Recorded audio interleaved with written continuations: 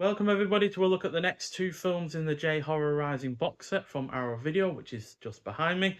And yeah, the first of those is from 2001, and it is called Inugami, which, hang on, I just need to get the poster out there. So that's the poster for it, but this is the artwork that is used on the main disc for the release. So yeah, this is directed by Masato Harada, who I've not seen anything else from before, unfortunately, considering how much I enjoyed this. But it clocks in at 105 minutes long. It's a horror and fantasy film. Stars Shiho Fujimura, who I'm mentioning purely because we've just reviewed her in another film from another company. Radiance Films released a box set called Die Gothic, and she was in the film The Snow Woman. She was actually the leading actress in that film. So Akira is a teacher from Tokyo who has just arrived in a small rural town to begin his new job.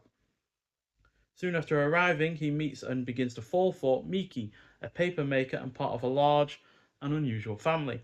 When he learns of an ancient legend that the family carries the curse of the Inugami, or dog god, he brushes it off as silly superstition.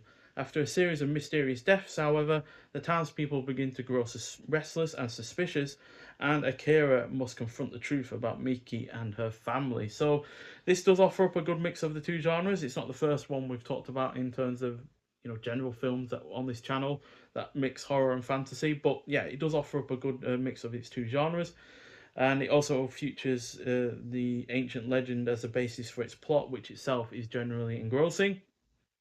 Now, sure, I'm not going to suggest for one moment that I understand everything that this was putting forward.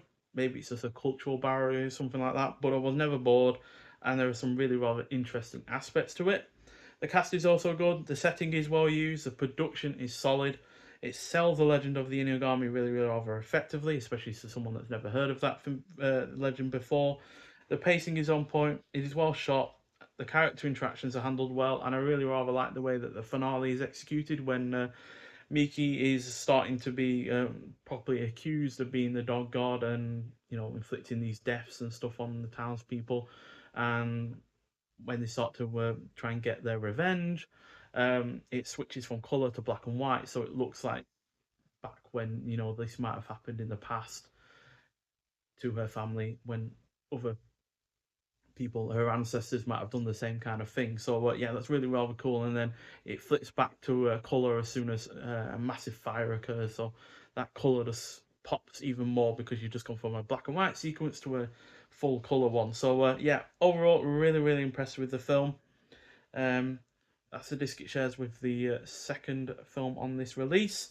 And yeah, these are the art cards that are for the film as well, all of which again feature the same artwork on the back of each one. So minor spoilers, but not massive ones. And finally, you might well have seen that online for the poster with the title. And then from 2001 as well, on the same disc, St. John's Wort, which we have the artwork for here. It's on the sleeve. It's that one. So yeah, this is directed by Shimoyama, who I've not seen anything else from before as well. This is a horror film, clocking at 85 minutes long. Stars Megumi Okina, who was also in You The Grudge. And yeah, Nami has been creating artwork for a new video game based on images she's been seeing in her dreams. With one of the game producers, she travels out to an abandoned house that seems to match her visions. As they explore the old mansion, Nami begins to have more visions of a forgotten childhood until at last she comes across a photo of twin infants labeled Nami and Naomi. As Nami and the producer go from room to room, an unseen person seems to be watching them from a hidden room. So, unfortunately, one perfect word to describe this effort is frustrating, because even though there are aspects to like, it ultimately is unsatisfying in its conclusion, and it has far too many elements that are at odds with one another to make for a consistent watch. That said, the cast is good, the pacing is on point, there is some creepy imagery, especially at the beginning. The setting is decent, the score is well done, and there is some effective atmosphere.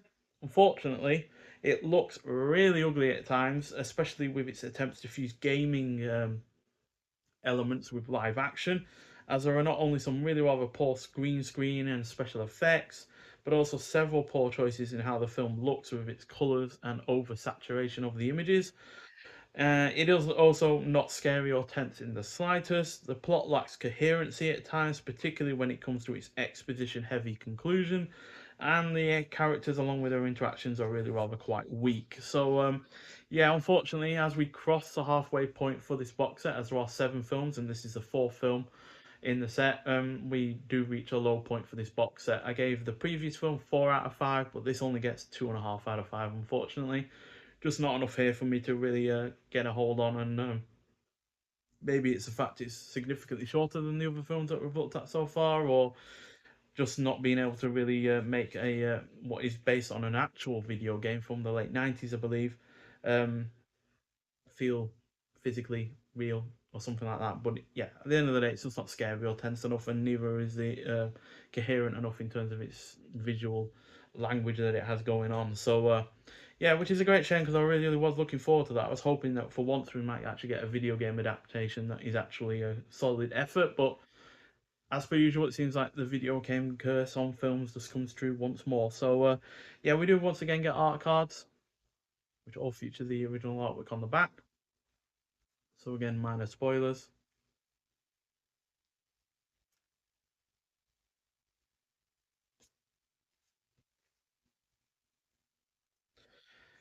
And yeah, like I said, shares the same disc with Inugami. And in terms of extras, we've got high definition presentations of both films, the original Japanese 5.1 and stereo audio for both films, optional English subtitles for both films, brand new audio commentary on Inugami by Japanese film expert Jonathan Clements, brand new audio commentary on St. John's Wort by Japanese cinema expert Amber T, Dog Days, brand new video interview with Inugami director Masato Harada, the making of St. John's Wort archival featurette, archive interviews with St. John's Wort actors Megumi Akina, Yoichiro Sato, Reiku Matsuo, and Koji Okura, and on set behind the scenes footage of the filming of St. John's Wort, original trailers and TV spots for St. John's Wort, and image galleries for both films. So plenty of extras on the disc there for both films. I'm surprised St. John's Wort has more extras than Inugami, as Inugami did feel like the more professionally made film, whereas St. John's Wort did feel a little bit amateurish in its certain aspects. Now, I am fully aware that with the previous video on this box set for the first 2 films, I forgot to show you the iSolar multiple personality girl art cards, so I'll just quickly show you those. So they all have that, the original poster on the back, and minor spoilers for the film. I don't know how it slipped my mind, but it just did. And there we go.